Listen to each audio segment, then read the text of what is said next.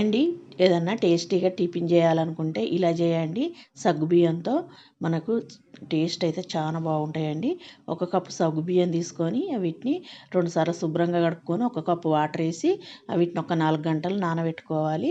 ఇప్పుడు మిక్సీ జార్లో కొంచెం అల్లం ముక్క, 2 పచ్చిమిర్చి, కొంచెం కొత్తిమీర వేసి పట్టుకొని ఒక అరకప్పు పల్లీలు వీటిని ఏంపి మనం అందులోనే వేసి కొంచెం బరకగా పట్టుకోవాలి.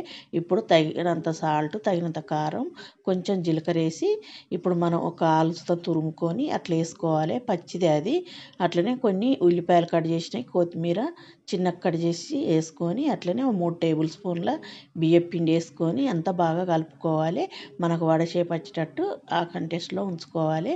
ఇప్పుడు డ్రీపైకి ఆయిల్ పెట్టుకొని మనం వడాలు అట్లా చేసి మనం డ్రీపై చేసుకోవాలి. టేస్ట్ అయితే చాలా బాగుంటుందండి.